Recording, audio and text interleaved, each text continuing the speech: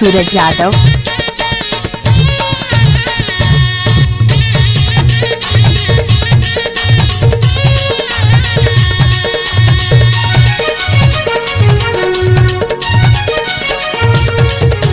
ले गोरी मोर पता ठिकाना गाँव बल्ही मोर शाहपुर थाना झन भुलावे ना।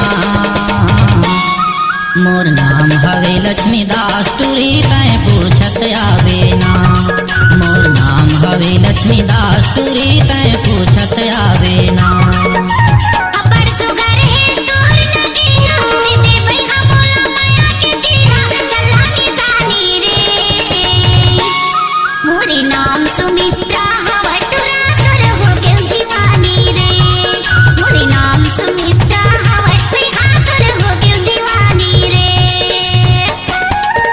आपने तो सुना ही होगा शिवरेखोट का टोला।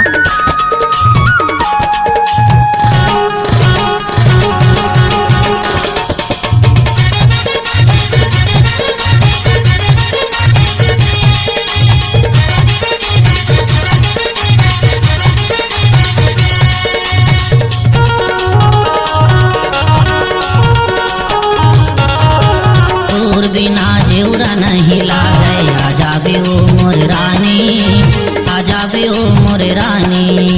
मन की प्यास बुझा देबे गोरी पिया के पीरित के पानी, पिया के पीरित के पानी।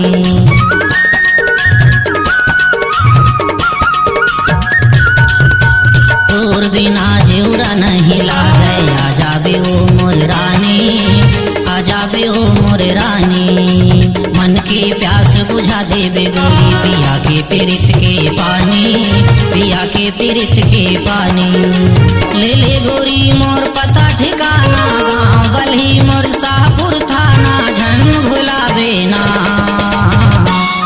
मोर नाम हवे लक्ष्मी दास टूरी तय पूछत आवे ना। मोर नाम हवे लक्ष्मी दास टूरी तय पूछत आवे ना।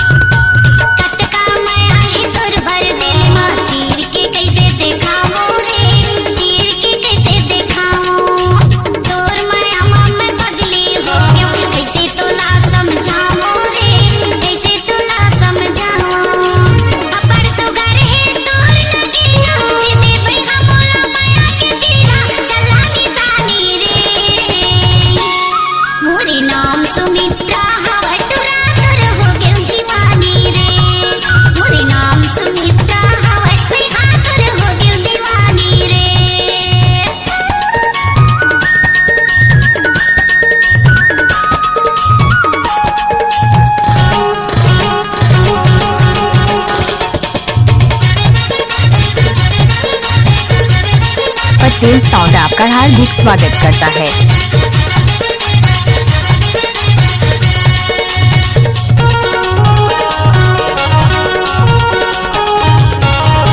शनिवार लाया बेऊ गोरी विक्रमपुर के बाजारो, विक्रमपुर के बाजार। पीपर के छैया में बैठ के गोरी करी हूँ तोर इंतजार हो, करी हूँ तोर इंतजार।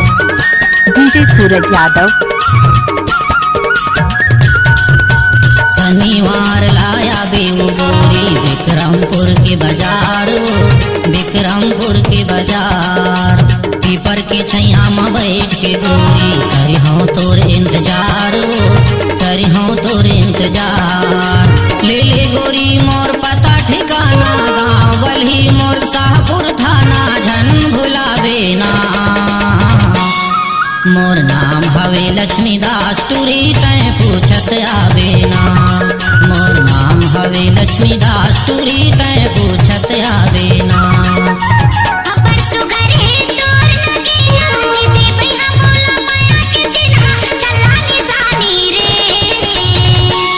मोरे नाम सुमित्रा हवे तुरा तुर हो गए दीवानी रे। मोर नाम हवे लक्ष्मीदास टूरी तय पूछत आवे ना। मोर नाम सुमित्रा हवे तुरा तुर हो गए दीवानी रे। मोर नाम हवे लक्ष्मीदास टूरी तय पूछत आवे ना।